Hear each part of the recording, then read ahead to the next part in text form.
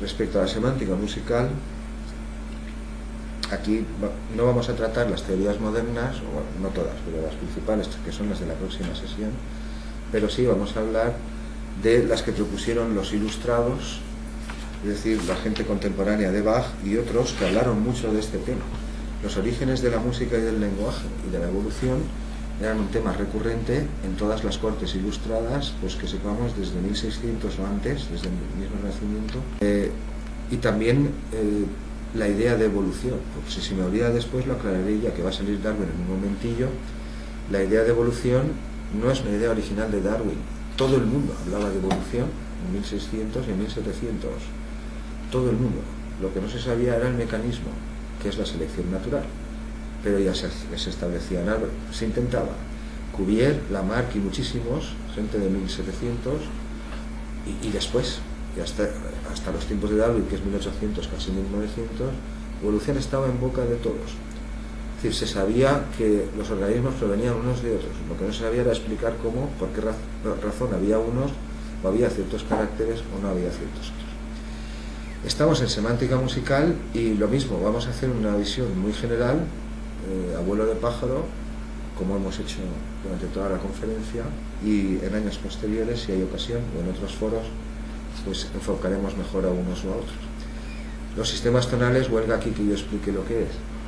Un sistema tonal, es decir, el sistema natural o la diatonía no es propiamente un sistema tonal, es una división quizá más natural que otras, pero el sistema tonal es lo que hace un determinado grupo de humanos con un determinado grupo de sonidos. Ahora veremos en un momento una definición de escala un poco diferente de la habitual.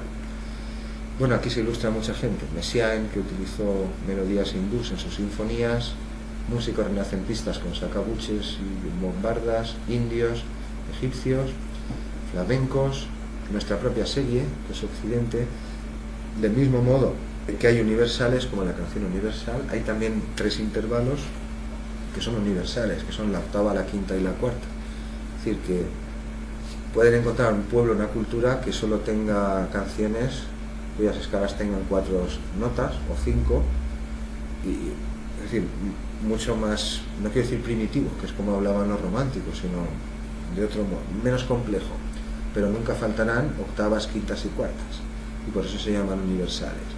Son precisamente los tres intervalos que componen, los tres primeros intervalos que componen la estructura, la jerarquía de cualquier sonido que tiene altura. Son las leyes de la armonía, en efecto. Octavas, quintas y cuartas, no podemos dejar de oírlas.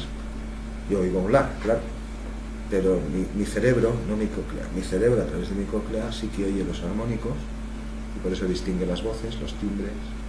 Los sistemas tonales es la utilización que hace una determinada cultura de la paleta de colores que tiene disponible, como el Uirapuru hace lo que quiere y el Catadus mexicanos hace lo que le place.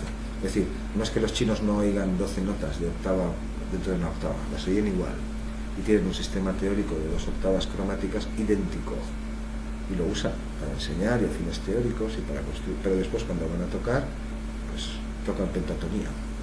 Ven el mundo igual que nosotros, pero después cuando van a pintar, pintan, han visto cómo es la pintura japonesa, sin perspectiva, con los planos, no respeta la profundidad, pero ven igual, pero cada cultura y cada pueblo después cuando va a cocinar, cuando va a pintar, cuando va a hablar o cuando va a cantar, hace su elección y ya está, eso no tiene más trascendencia.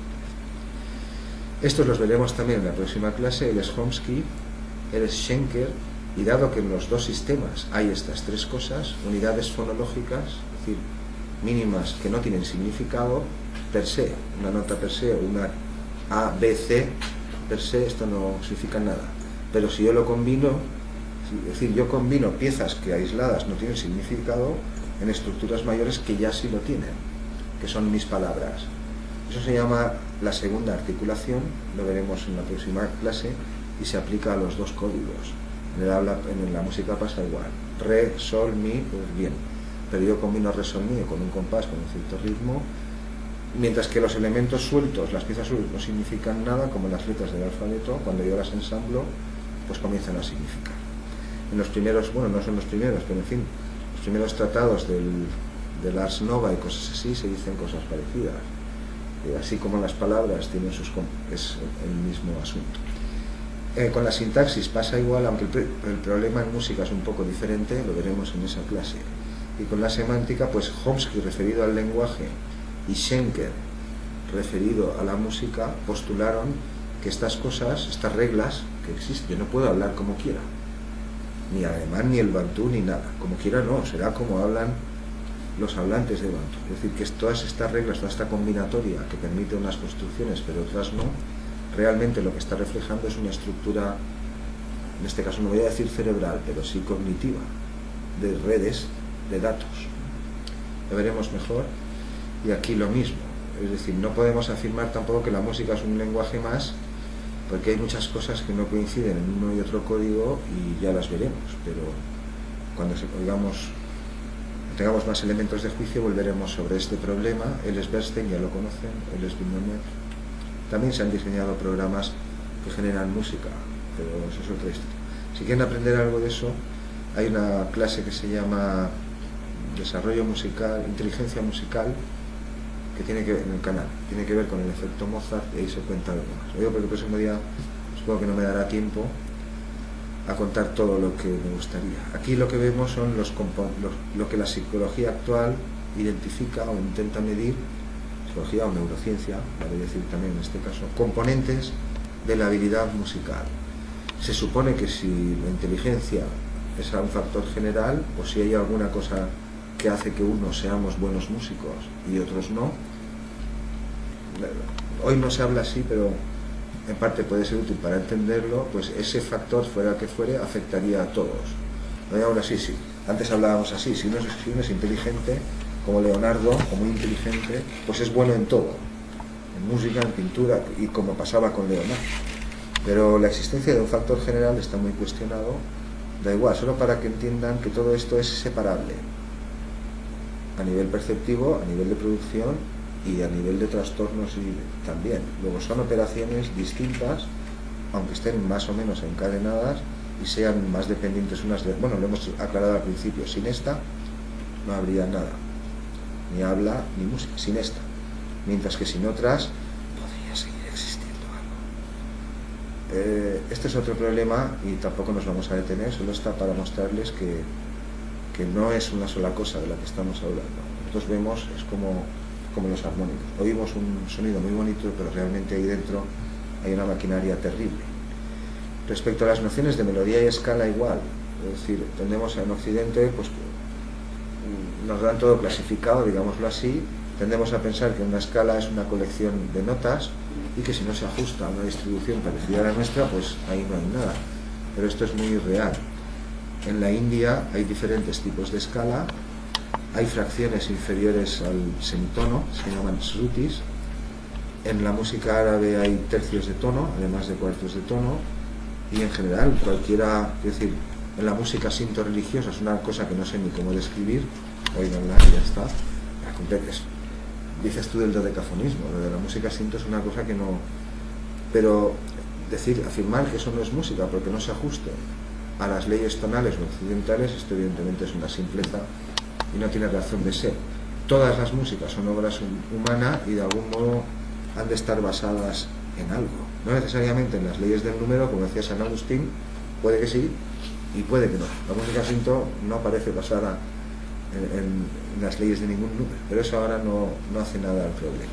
Es decir, que el hecho de que algunas culturas se aparten más que otras de las leyes naturales, las podemos llamar naturales porque así es como vibra el mundo.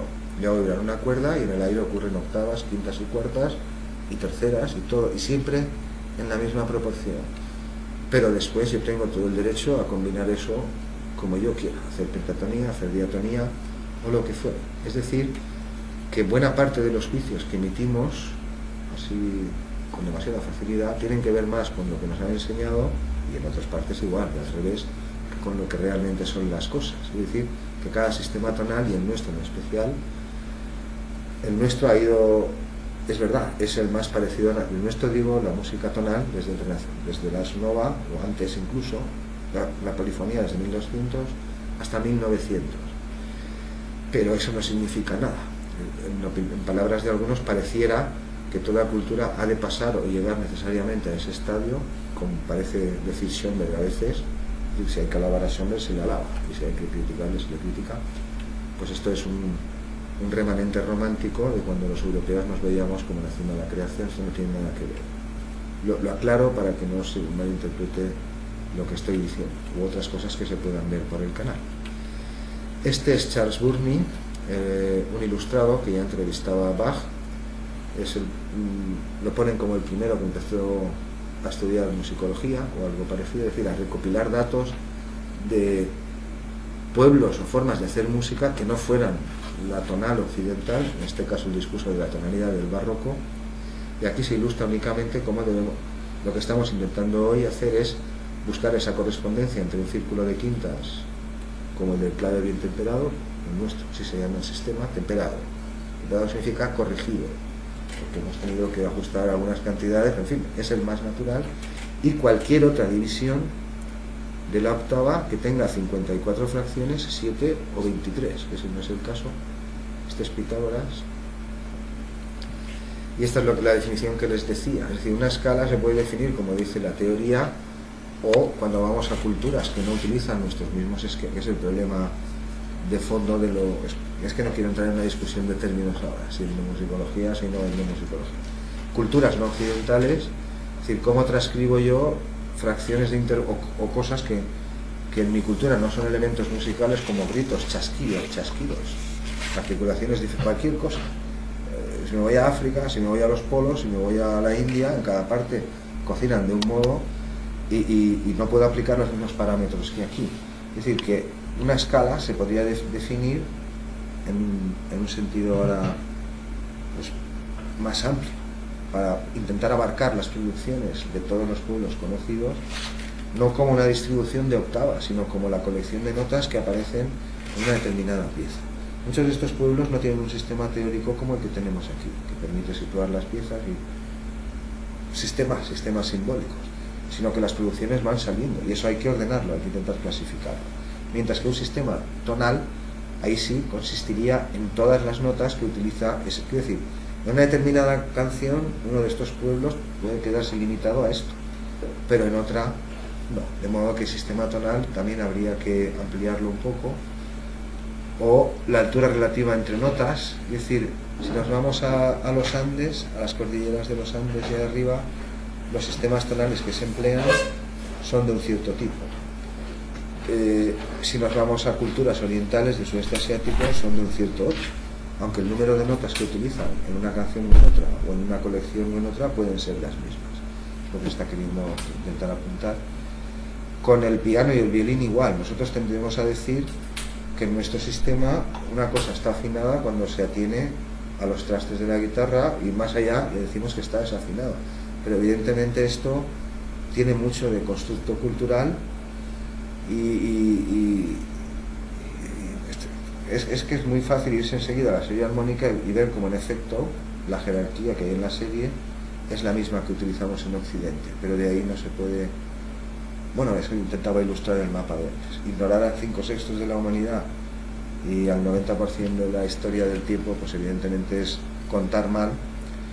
Y lo mismo se puede decir de las funciones que aplicamos en Occidente como tónica o dominante. Hay escalas, ahí en los Balcanes, donde apuntábamos antes, en esa polifonía, se llaman pentatónicas animitónicas, por ejemplo, o a veces una octava es abarcada en un rango con 5 notas, o incluso una quinta, escalas de quinta, y la quinta, no la octava, sino la quinta hace funciones de tónica, es decir, algo parecido a nuestra octava.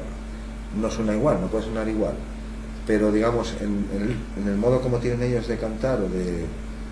hace las mismas funciones. No es una tónica, porque no es su octava, es solamente su quinta, pero las funciones que opera dentro del tejido de esa pieza son las de la dominante, o las de la tónica en su caso, o cualquier otras funciones como las que he apuntado. En Georgia y toda esa zona de Centro Europa está repleta, pero en fin.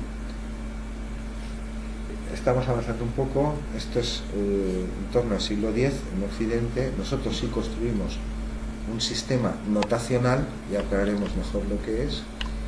Es decir, sobre ese sistema simbólico construimos, la historia de esto es conocida y aquí no hay nada que discutir y tampoco nos vamos a entretener.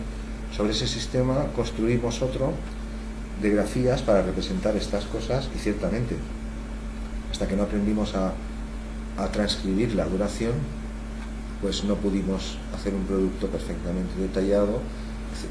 Pero en el momento que aprendimos a fijarlo, pues perdimos bastante de la variación ancestral, que es la que venía desde antes.